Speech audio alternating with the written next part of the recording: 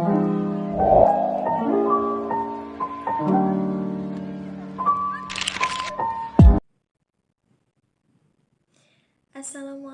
warahmatullahi wabarakatuh.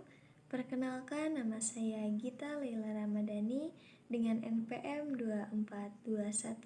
242151111047 dari Pendidikan Matematika Fakultas Keguruan dan Ilmu Pendidikan Universitas Siliwangi. Di sini saya membuat video untuk memenuhi tugas teori bilangan.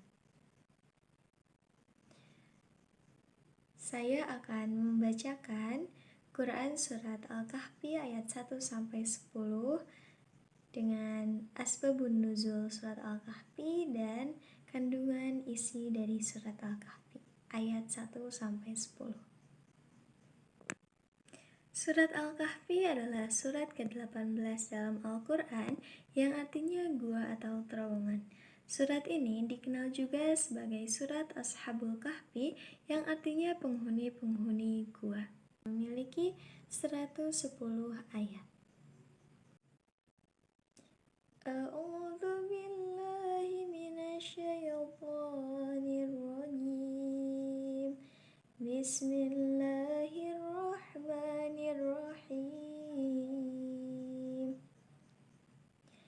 Alhamdulillahilladzi anzala ala 'abdihil kitaba wa lam yaj'al lahu 'iwaja qayyiman liyunzira ba'san syadidan min ladunhu wa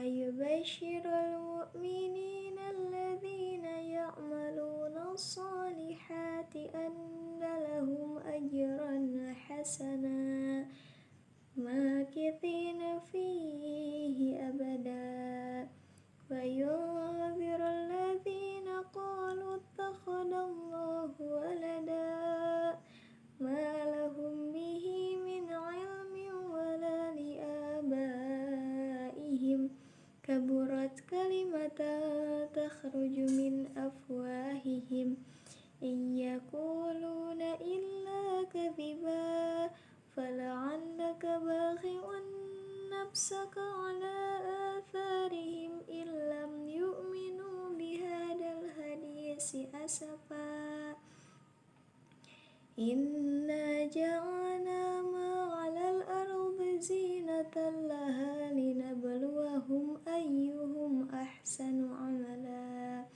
wa inna laja'iluna ma 'alaiha sa'idan jurza am hasibta anna ashabal kahfi war raqimi kanu min ayatina 'ajaba idza wal fityatu ilal kahfi faqalu rabbana atina min ladunka rahmatan wa hayyi' lana min amrina rasyada.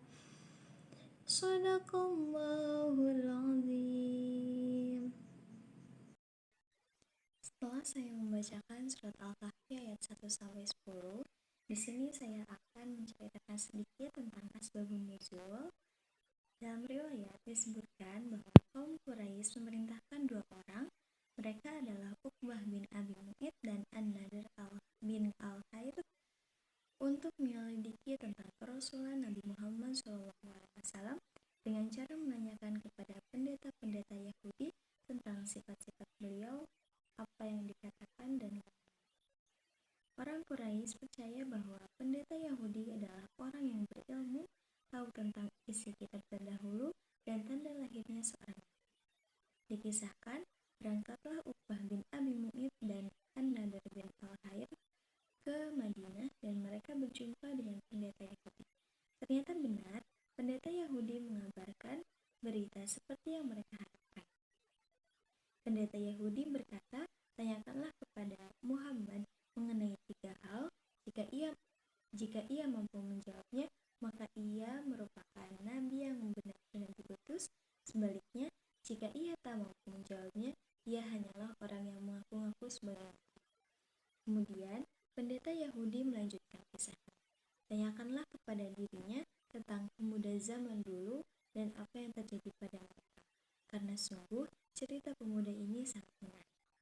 Lalu tanyakan pula kepadanya tentang seorang pengembara yang telah sampai ke Masyriq dan Maghribi, apa pula yang terjadi kepada mereka.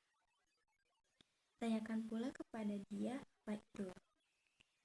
Kemudian, dua orang utusan itu pulang dan berkata bahwa mereka membawa pulang informasi yang bisa dijadikan sebagai pedoman untuk mengetahui apakah ia seorang nabi atau bukan. Setelah tiba di hadapan Rasulullah SAW, mereka langsung menanyakan 3 pertanyaan sebagaimana yang telah diberikan oleh pendeta Yahudi. Menanggapi pertanyaan itu, maka Rasulullah menjawab, besok pasti akan aku menjawabnya tentang beberapa hal yang kamu tanyakan, tanpa menyebutkan insya Allah. Kemudian mereka pun pulang dan Rasulullah menunggu wahyu dari Jibril untuk menjawab semua pertanyaan itu. Namun, yang tak ditunggu tak kunjung datang bahkan hingga 15 malam. Orang Quraisy mulai goyah dan Rasulullah SAW sedih karena wahyu tak kunjung datang sehingga beliau tak tahu harus menjawab apa kepada kaum Quraisy. Namun, pada malam berikutnya, Jibril turun membawa wahyu yaitu surat Al-Kahfi ayat 6 yang di dalamnya menegur kemurungan Rasulullah dan menerangkan tentang kisah pemuda Al-Kahfi dalam Quran surat Al-Kahfi ayat 9-26 dan seorang pengembara di dalam Quran surat Al-Kahfi ayat 83-11 dan tentang ruh di dalam Quran surat Al-Isra ayat 80. Jadi, inilah sebab diturunkannya surat Al-Kahfi yang di dalamnya terdapat hikmah dan pelajaran berharga. Kandungan surat Al-Kahfi ayat 1-10 yaitu berisi perintah bagi kaum muslim untuk bersyukur atas diturunkannya Al-Quran sebagai pedoman hidup. Selain itu dijelaskan juga bahwa Allah Subhanahu wa Ta'ala menurunkan rezeki kepada umat manusia untuk menguji manusia. Mungkin sekian yang dapat saya sampaikan. Mohon maaf bila ada kesalahan. Wassalamualaikum warahmatullahi wabarakatuh.